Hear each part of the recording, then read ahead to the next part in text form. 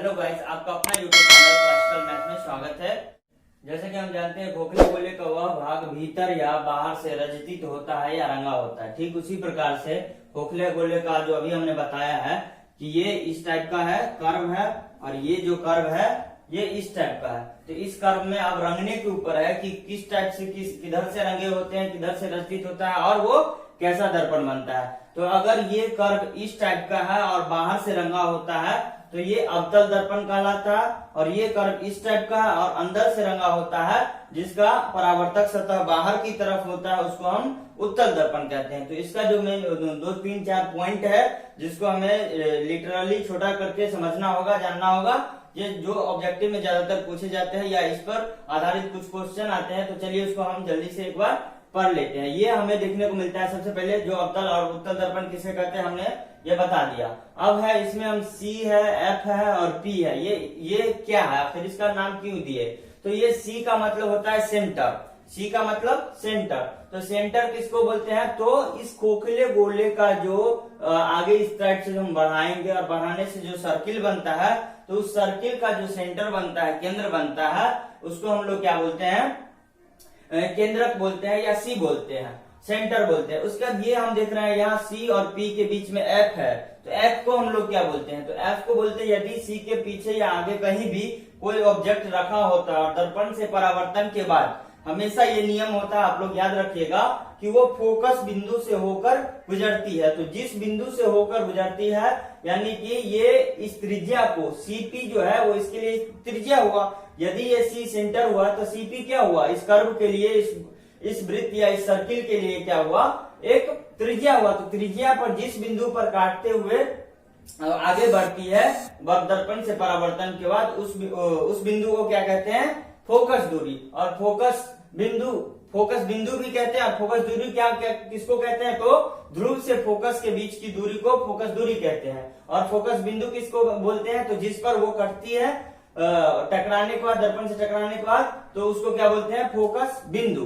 तो इसे एफ से सूचित करते हैं। अब ये पी क्या है? तो दर्पण के जिस बिंदु पर ये त्रिज्या आकर मिलती है, यानी सेंटर से दर्पण के बीच में जो त्रिज्या मिलती है, तो उसको क्या बोलते हैं? ध्रुव बोलते हैं, जिसे पी से हम सूचित करते हैं। और ये ए बी जो है वो दर्पण का नाम हो गया। तो चलिए इतना हम समझ गए। अब हम इसके आगे समझना है हमें।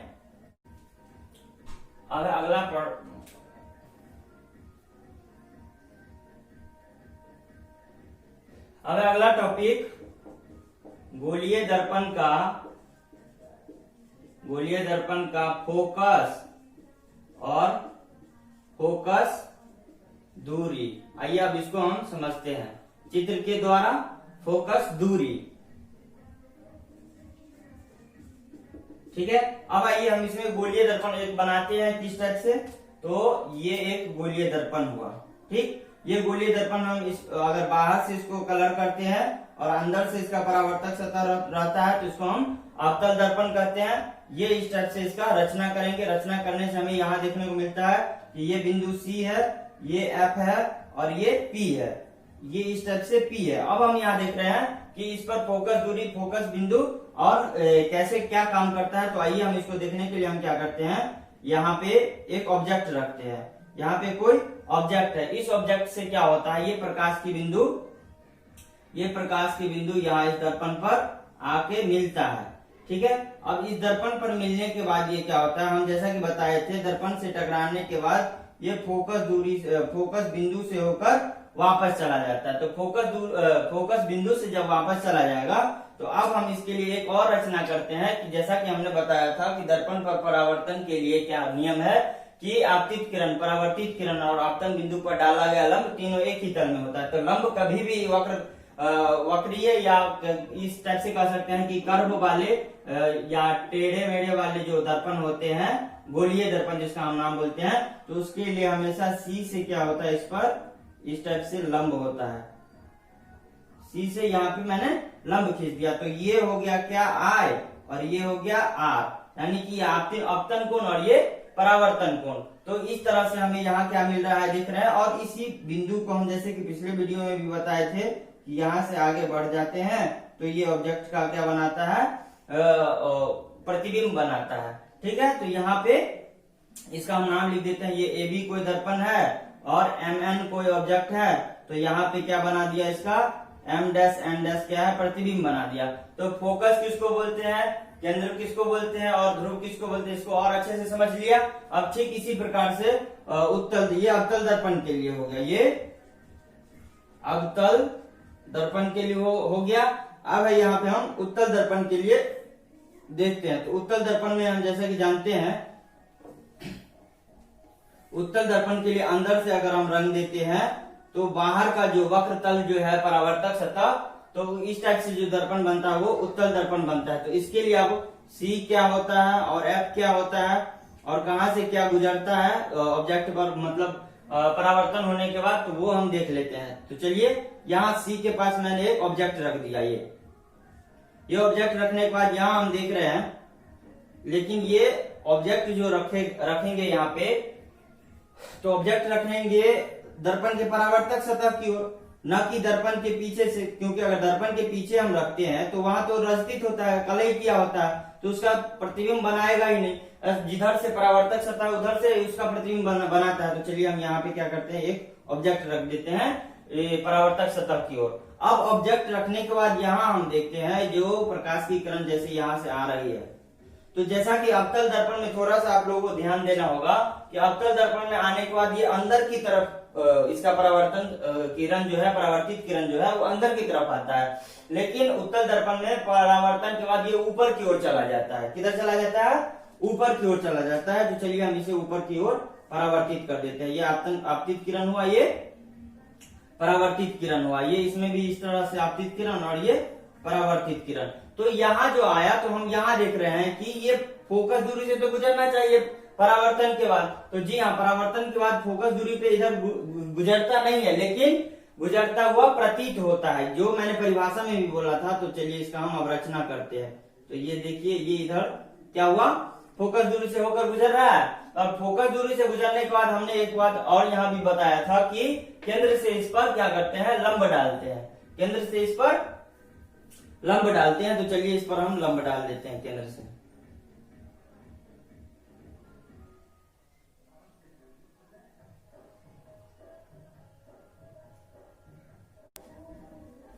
तो आइए, ये इस तरह से हमने रचना कर दिया। अब इसमें हम देखते हैं कि हाँ, दूसरी बात, ये तो सिंपली हो गया कि आपतित किरण, परावर्तित किरण। अब फोकस दूरी, फोकस बिंदु किसको बोलते हैं। अब है यहाँ पे फोकस दूरी का एक और हम बता देते हैं इसको, ये करके कि ये ध्रुव से लेकर और फोकस बिंदु तक की जो दूरी है, इसको हम लोग बोलते हैं फोकस दूरी। यहाँ भी ये ध्रुव से लेकर फोकस बिंदु तक जो दूरी है, इसको हम लोग बोलते हैं फोकस दूरी। ये हुआ फोकस दूरी। अब इसमें देख लिए, अगर ये ऑब्जेक्ट ऊपर रखा है तब तो ये ऊपर की तरफ जाके इस तरह से करता है, फोकस बिंदु से गुजरता है, लेकिन इसी में अगर ये नीचे की तरफ जाता है तब क्या होता है, नीचे की तरफ अगर जाएगा, यानी कि नीचे से अगर कोई ऑब्जेक्ट रखा हो, उल्टा करके ऑब्जेक्ट रखा हो, तब उसका प्रतिबिंब कैसे बनेगा। तो उसके लिए मान लेते हैं कि यहाँ भी ये एंडस था, यहां से अगर कोई प्रतिबिंब गुजरता है, यहां से अगर कोई प्रतिबिंब इस पर गुजरता है, तो ये क्या होता है, परावर्तन होने के बाद ये इधर इस फोकस पर गुजरता है। ठीक है, तो उस कंडीशन में हम एक बार और रचना करेंगे। तो ये जो है, ये यहाँ एक तरह से इस पर हो गया और यहाँ पे इस तरह से आई और आर बनेगा। ठीक इसी तरह से यहाँ भी अगर यहाँ कोई ऑब्जेक्ट रखा था और यहाँ से अगर इसको हम करते, तो ये क्या होता, फिर इधर ये परावर्तित होता, ये आपतित किरण है और ये परावर्तित किरण है। तो फिर इसका यही जो इधर आ रहा है, ये क्या होता है, फिर फोकस दूरी से होकर वापस इधर फोकस दूरी से, फोकस बिंदु से होते हुए गुजर कर चला जाता है, गुजरते हुए चला जाता है, चला गया। अब फिर हम सी से इस पर क्या करेंगे, लंब डालेंगे। सी से कहा, यहाँ लंब डालेंगे, यहाँ मैंने डाल दिया। तो ये जो लंब डाला, तो यहाँ और यहाँ क्या बनाएगा, आई और आर बनाएगा। ये इसको और हम आगे रख दिए, तो आई और आर कहाँ बनेगा, ये देख लीजिए। यहाँ पे ऊपर आई था, यहाँ नीचे आर था, तो यहाँ अब क्या हो जाएगा, नीचे आई हो जाएगा और ऊपर आर हो जाएगा। तो इसमें हमें अब समझने में लगभग कहीं नहीं दिक्कत है। अब आगे आइए, इसके आगे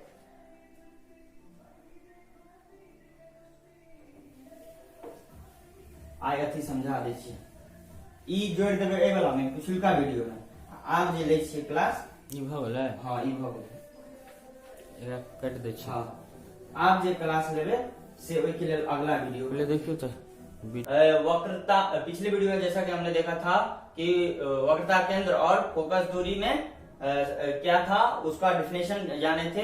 अब आज उसका हम लोग क्या करेंगे, फोकस दूरी और वक्रता त्रिज्या में संबंध क्या है। तो आइए इसको हम देखते हैं। पॉइंट है फोकस दूरी और वक्रता त्रिज्या में क्या संबंध है। ये बहुत ही इंपॉर्टेंट सवाल है दोस्तों, जो आपको 4 नंबर में पूछा जाएगा। और इस सवाल पर आधारित, इस सूत्र पर आधारित बहुत सारे क्वेश्चंस आपको पूछे जाएंगे। तो आइए इसको ढंग से समझिए, अच्छे से समझिए। इसके लिए हमको सबसे पहले चित्र बनाना होगा। तो चलिए हम इसके लिए हम एक अवतल दर्पण का चित्र बनाते हैं। इसके लिए बाहर से कलई कर देते हैं, रंग देते हैं। तो ये क्या हो गया, अवतल दर्पण हो गया। ये अवतल दर्पण हो गया। अब इसमें हम क्या करेंगे, एक और इसका नामकरण कर देते हैं। ए, इसका नाम इस तरह से कर देते हैं। ये एम हो गया और ये एन हो गया। ये इस तरह से एक रेखा खींच लिए। ये क्या हो गया, सी, ये हो गया एफ और ये हो गया पी, जैसा कि हम पहले जान चुके हैं। अब जानने के बाद हमें ये करना है क्या कि हम जैसा कि जानते हैं यहाँ पे कोई ऑब्जेक्ट रखा हो या ऑब्जेक्ट नहीं भी रखते हैं तो सीधे सीधे हम इस तरह से इसका कर लेते हैं कि ये आपतित किरण है। ये क्या है, आपतित किरण।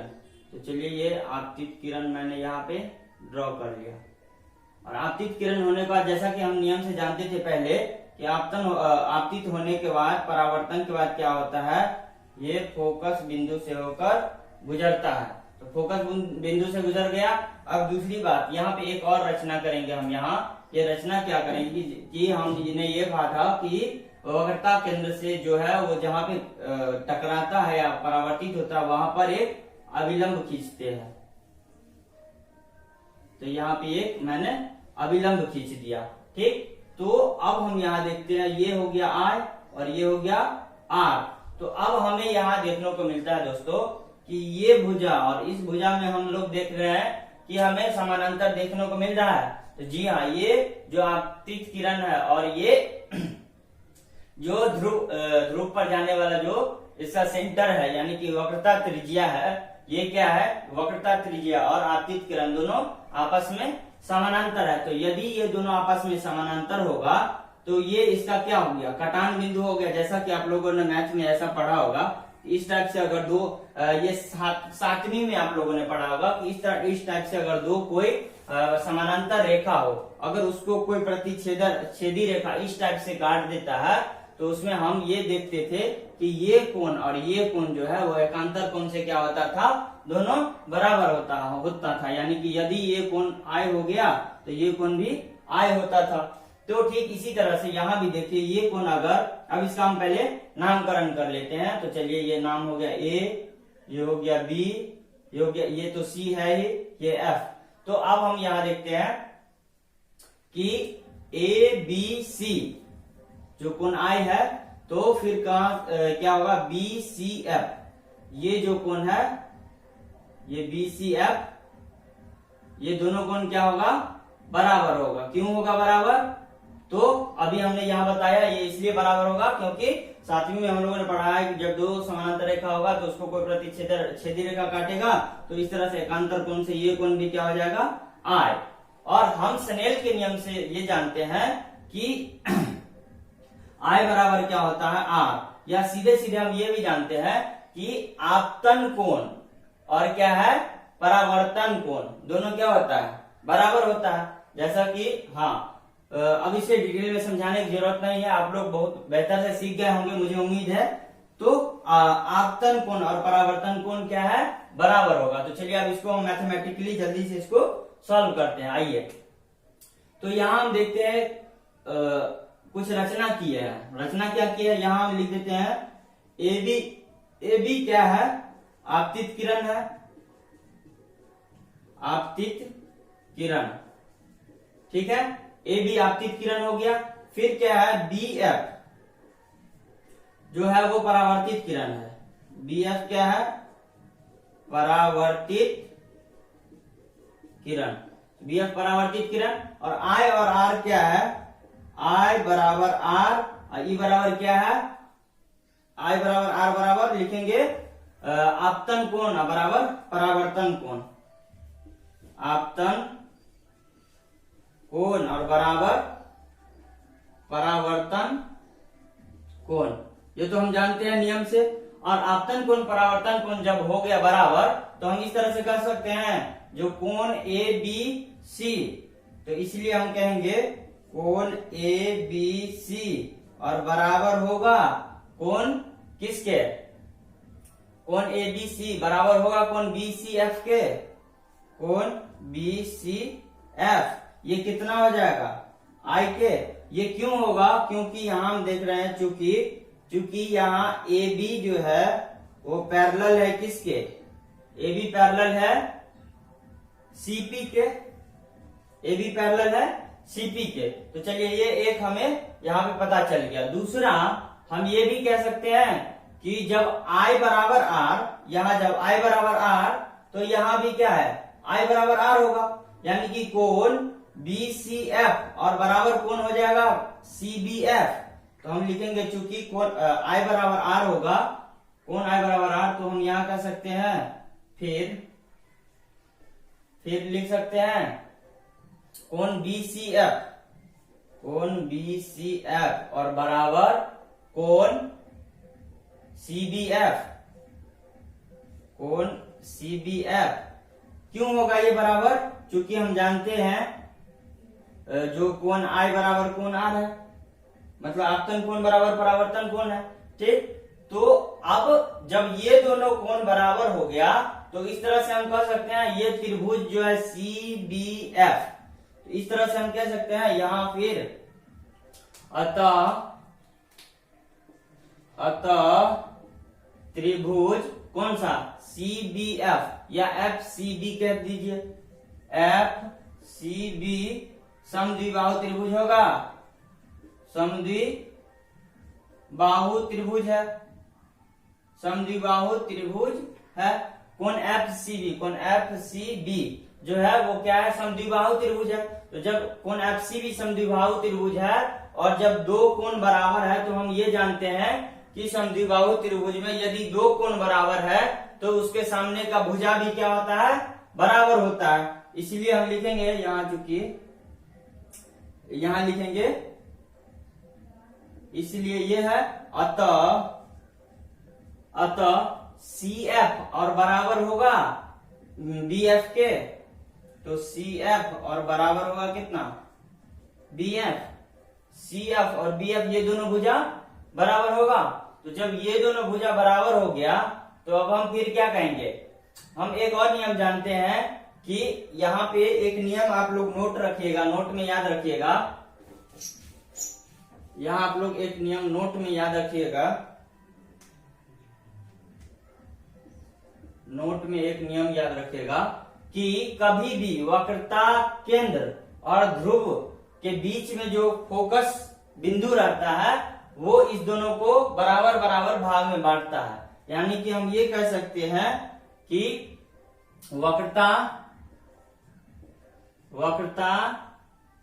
केंद्र और ध्रुव, वक्रता केंद्र और ध्रुव के बीच फोकस बिंदु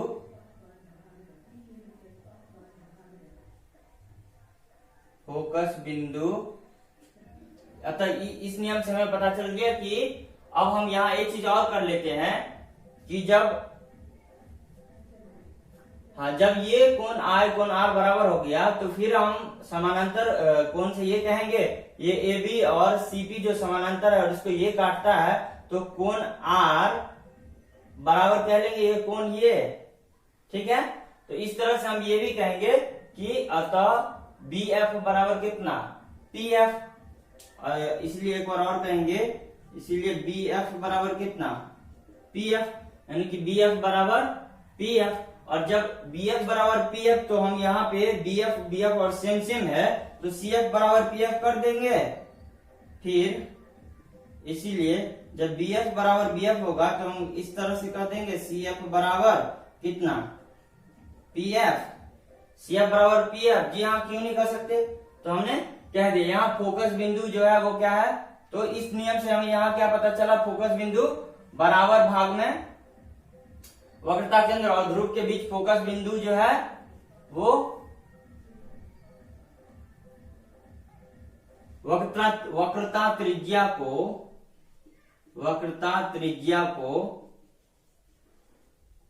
2 बराबर भाग में बांटती है।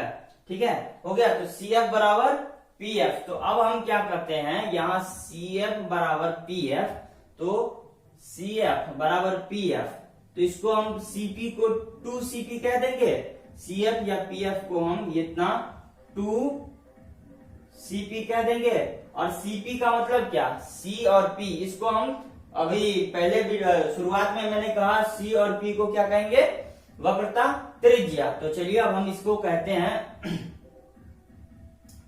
कि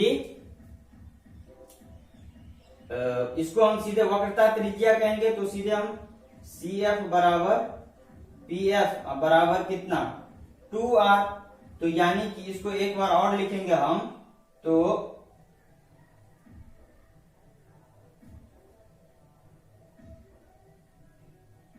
ये हो गया दोगुना, यानी सी एफ और पी एफ ये दोनों बराबर, अगर आधा आधा हुआ ये, तो ये पूरा एक हो गया। तो इस तरह से हम इसको क्या कहेंगे, यहाँ पे सी एफ बराबर पी एफ बराबर 2cp।